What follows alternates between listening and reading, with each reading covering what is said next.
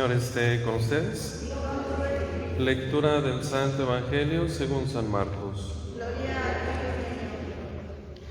En aquel tiempo se apareció Jesús a los 11 y les dijo: vayan por todo el mundo y prediquen el Evangelio a toda criatura.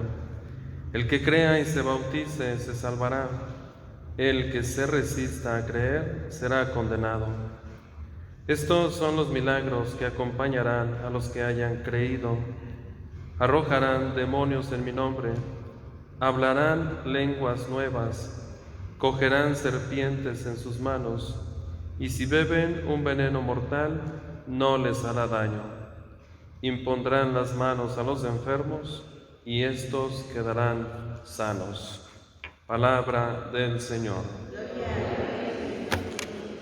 Bueno, interesante la expresión que ha hecho Cristo Jesús como una invitación a los discípulos para que vayan y prediquen en su nombre. Y luego dice: y todo el que crea y se bautice se salvará, y el que no crea se va a condenar.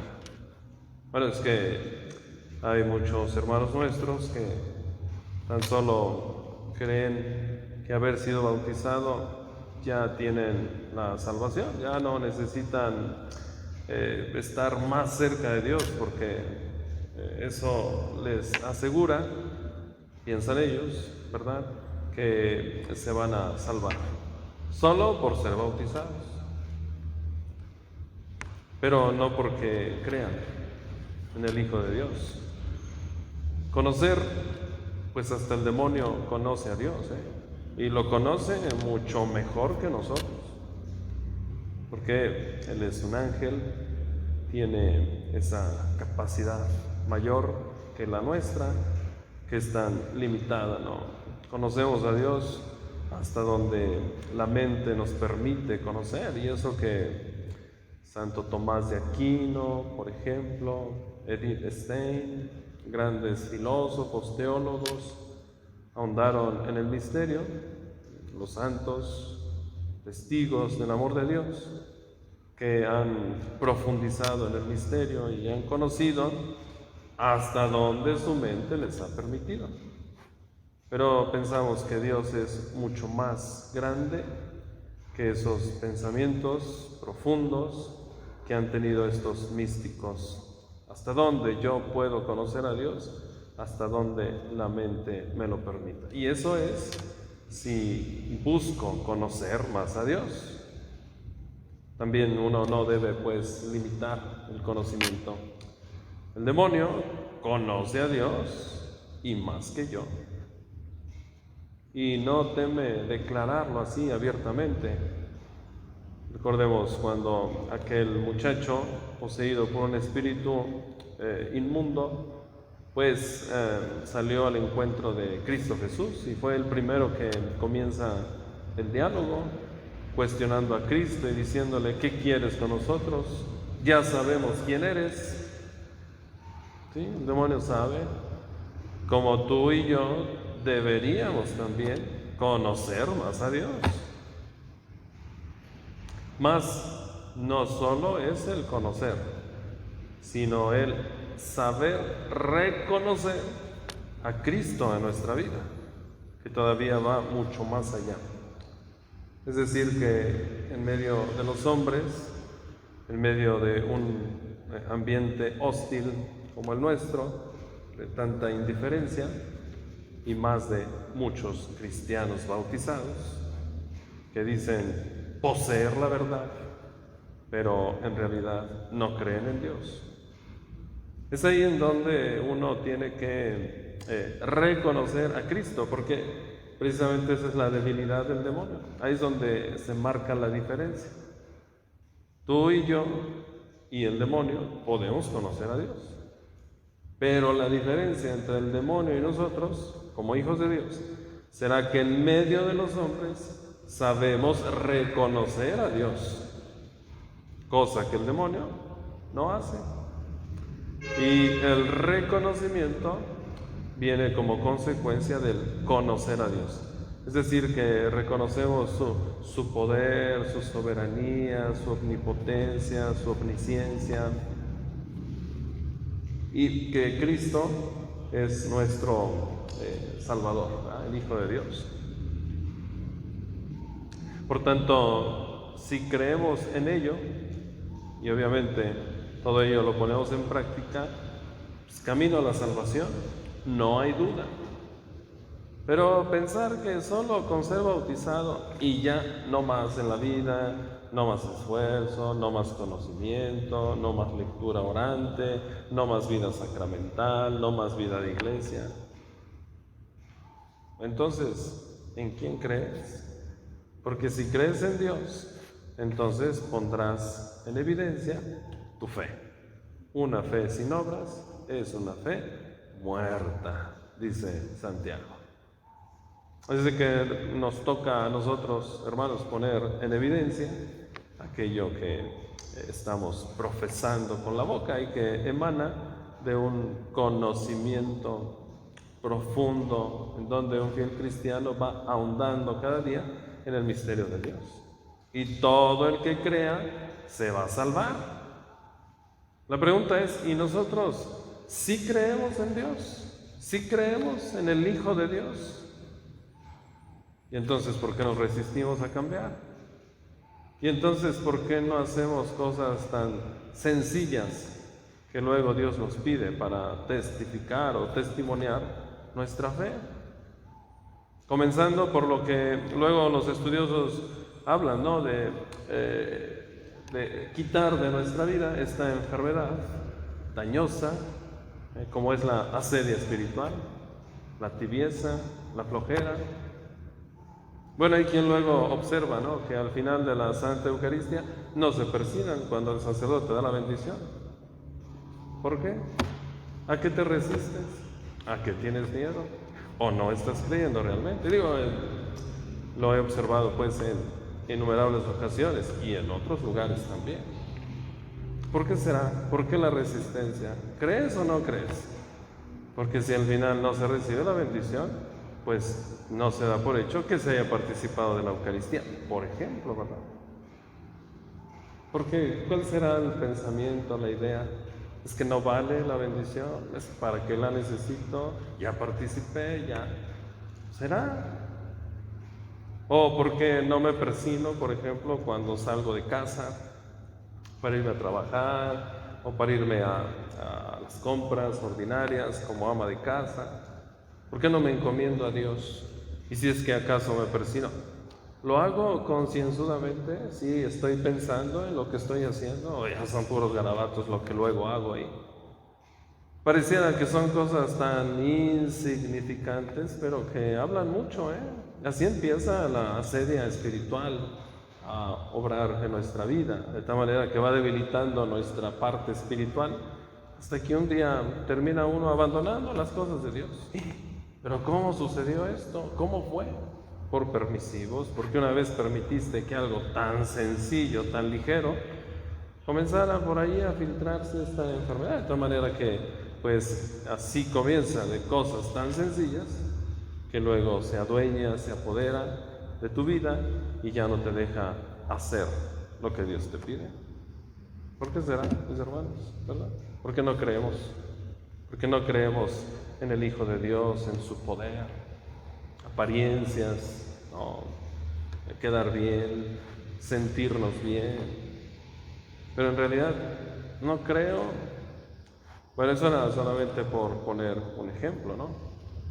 Pero que habla mucho, denota mucho nuestra fe y el conocimiento que tenemos en el Hijo de Dios.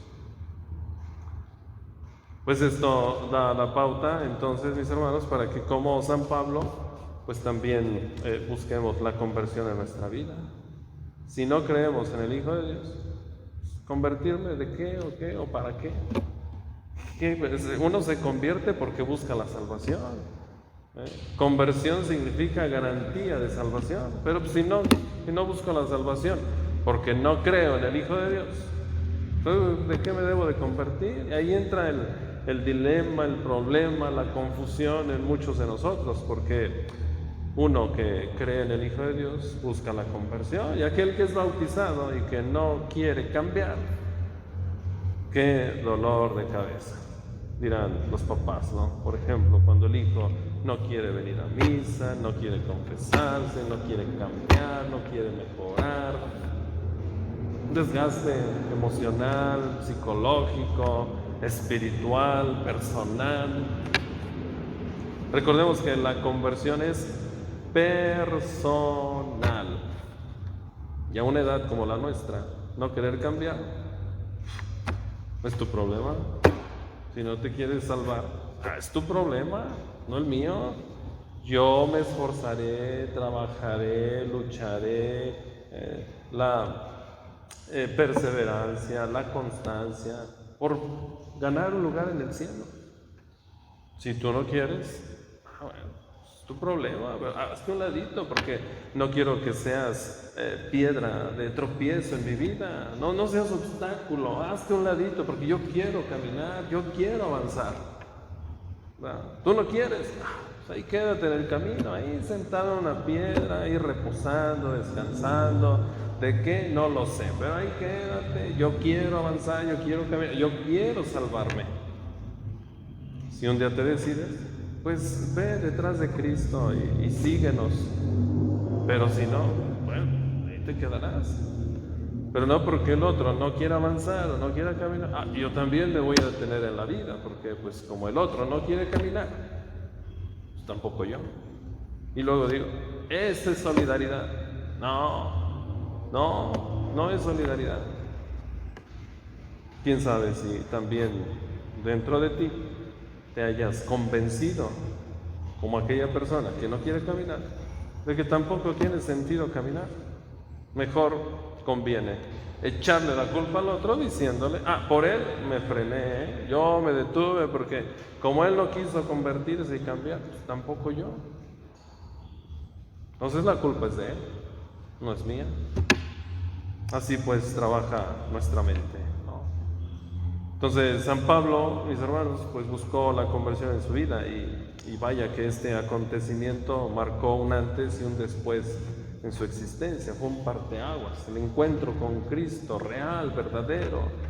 ¿Cuántas veces le buscó? 1, 2, 5, 10, 15, 20 veces el encuentro con Cristo. ¿Que no se convencía? No, una sola vez. Camino a Damasco, Dios le habló, lo cegó, le habló al oído, le susurró, se reveló. Y San Pablo le conoció y se convenció. Un solo encuentro, y ello le transformó la vida, de tal manera que San Pablo no volvió a ser el mismo. Aquel que perseguía a los cristianos ahora es perseguido como cristiano. Aquel que no dejó de ser quien era, una lumbrera intelectual, que habiéndola utilizado para ir en contra de los cristianos, no de Cristo, él mismo lo afirma: señores, que no estoy en contra de ti, pero estoy en contra de aquellos cristianos, tal vez que no están convencidos, que no se declaran con todo su amor a Dios y como que viven la vida cristiana a medias. Tal vez pudiésemos pensarla. Por ellos sí, los persigo, pero no en contra de ti. O sea, muestra el respeto, el conocimiento, y posteriormente será el reconocimiento de Cristo en medio de los hombres. Porque esta lumbrera intelectual, San Pablo, no dejó de ser quien era, un fariseo convencido de lo que ha de hacer, pues ahora se ha hecho un fiel cristiano, enamorado de Cristo, que ahora con esa capacidad intelectual que le caracteriza, porque es un regalo de Dios, ahora lo va a aprovechar en beneficio de la vida cristiana. Porque ahora desbordar el conocimiento en medio de los hombres para dar a conocer a Cristo, y vaya, a un mundo pagano, el mundo griego, el mundo romano, el mundo de los grandes filósofos, de los grandes intelectuales, aquellos que cuestionan la vida, la existencia, el ser del hombre. Ahí es donde ha de encajar el pensamiento de San Pablo, para que desde esa plataforma meramente humana pues despunte este conocimiento espiritual para llenar la vida de los hombres. Una capacidad que Dios le ha dado como a ti y a mí. Por eso, como decía al principio, no solo se trata pues de conocer como San Pablo, sino de reconocer en medio de los hombres quién soy. Y no tengamos miedo pues de hablar del nombre cristiano. ¿Conozco a Cristo? Sí. Por tanto, puedo hablar de Cristo. Si a veces me callo o me da pena o me da vergüenza, no es tanto que no quiera hablar, es que pues más bien me veo ignorante, ¿no?, en las cosas de Dios, y decir, ¿y de qué voy a hablar? Pues si no conozco a Dios, ¿cómo por qué tendría que hablar? ¿O de qué hablo si no hay palabras en mi boca? Pero cuando uno le conoce, cuando uno se va llenando, ¿no?, un acervo intelectual y espiritual de Dios, no tiene miedo a hablar, porque tiene conocimiento de causa, sabe de quién va a hablar y por tanto que fluye a través de la boca todo ese conocimiento que he adquirido a través de la lectura, de los libros, de la Sagrada Escritura, en fin. Mis hermanos, hoy al celebrar la conversión de San Pablo, pues que también nos unamos a él para buscar nuestra propia conversión. La conversión no es de hoy, de un ratito, y hoy la encontré y mañana terminó. No, es de toda la vida. La conversión es continua, permanente, perenne en nuestra existencia.